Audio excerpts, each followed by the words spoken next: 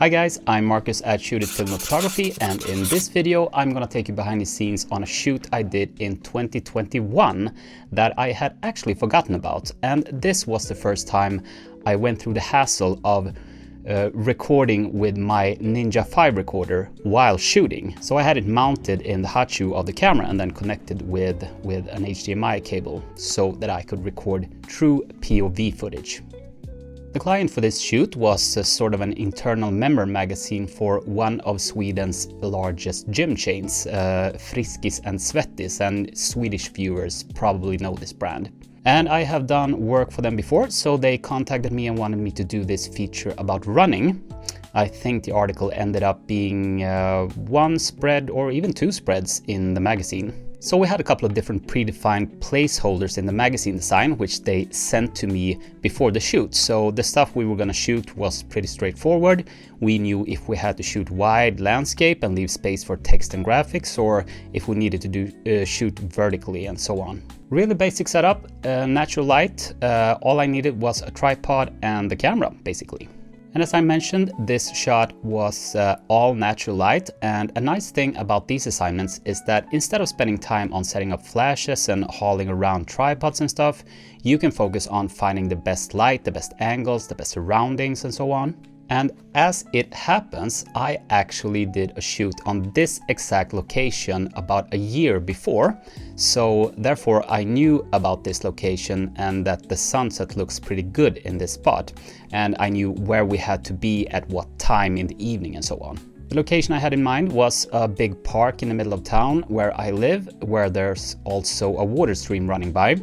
So here you have the possibility to get some nice backlight from the sun, to play around a little bit with flares and shadows and reflections and so on. As always, I shot this with my Canon R5 together with the RF 7200 f2.8, and I mixed it up a little bit between handheld and tripod depending on the angle I needed. From the assignment I did the year before, I knew that a black pro mist filter would work pretty well in this scenario. And that is a black pro mist filter 1/4. I have the entire setup with 1/8, 1/4, 1/2 and full black pro mist filter. And if you haven't seen the effect of black pro mist filters before, it's this thing here where the backlight sort of bleeds over the contours of the object and creates this hazy, dreamy effect. Some people like it, some people don't. I think it's nice to use sometimes, but you have to have the correct context with preferably some sort of backlight in the sunset or a flare or something to create this dreamy, hazy effect. Since these were running shots, I needed to use a pretty fast shutter speed to be able to freeze the action, so I kept the shutter speed consistent on 1/2000 of a second through the entire shoot. And the aperture was also kept consistent on f2.8 to get as much light into the lens as possible, to be able to keep the ISO as low as possible to avoid noise. So depending on the exact location and light situation, I adjusted the ISO to set my exposure, and the aperture and shutter speed were kept consistent. And the range I shot in was between ISO 400 and 1600, I think. Also, a thing that's a must for these type of shoots is continuous autofocus, or autofocus with object tracking.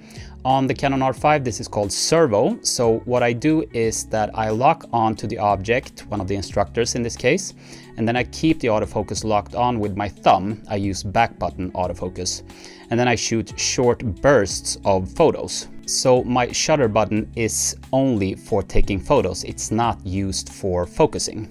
And on the R5 you can choose between mechanical and electronic shutter, where electronic shutter gives you up to 20 frames per second and mechanical shutter gives you 12 frames per second. And in my opinion, 20 frames per second is kind of overkill for a shoot like this. You just get too many photos. So I used mechanical shutter with 12 frames per second. And when I look at the metadata of all the photos from this shoot, I took 829 photos in 34 minutes, and the final delivery to the client was 12 photos. So 1.4% of the photos were actually keepers or delivers. So if I had been shooting in 20 frames per second, it would have been even more. So my point here is that more photos does not equal better results.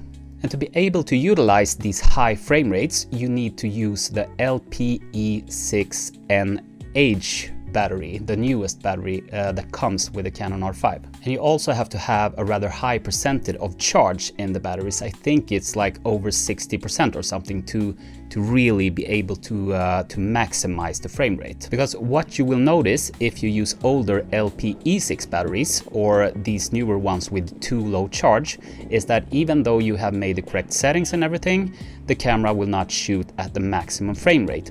You might get 5 frames per second or 7 frames per second instead of 12. So you need to have the newer batteries and they need to be fully charged to be sure that you can maximize the frame rate if that's important. Also, you might notice a slowing down in frame rate if the camera gets too hot or if the buffer fills up and so on. So preferably you want to take breaks now and then of like a few minutes to let the camera cool down and the buffer empty itself so that you can keep shooting at these high frame rates. So the entire idea for this shoot was basically walk along the river, stop on a few different spots where the light was good, and then I instructed the instructors to just run back and forth until I was satisfied with the results. And then we did that over and over again, and that was it. And we also shot some short video clips for their social media channels where they did some exercises and stretching and stuff. Super simple, just camera on a tripod, and they did their thing.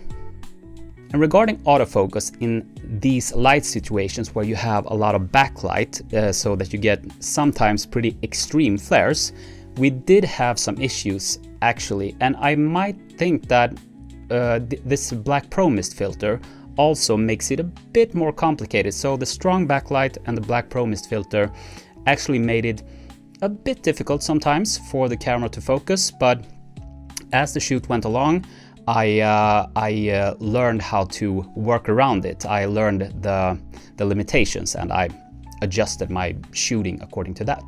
That's it for this video. Thank you so much for watching. And if you like this type of content where I do behind the scenes stuff from actual assignments for paying clients, be sure to click those like and subscribe buttons. And while you're here, why not take a look at another video? Take care. Bye.